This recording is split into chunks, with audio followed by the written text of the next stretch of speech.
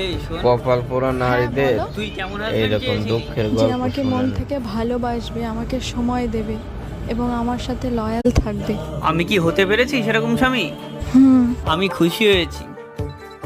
এই নে কিছু টাকা, তুইও যা কোনো জায়গা থেকে ঘুরে আয়। আমিও যাব তোমার সাথে। আমাদের বিয়ে 1 বছর হয়ে গেছে, আজ পর্যন্ত তুমি আমাকে এই 4 দেওয়ালের বাইরে দুনিয়ায় দেখালে না। কিছু সময় ভালো করে কথা বলেছি, অমনি মাথায় উঠে গেছিস? আমি আমার বন্ধুদের সাথে বাইরে যাচ্ছি। তুই ভালোবাসার সময় লয়ালিটি চেয়েছিলি, তুই চেয়েছিলি শুধু টাকা। পেয়ে গেছিস না তুই টাকা? থাক এবার, 2 দিন আমাকে আর ডিস্টার্ব করবি না।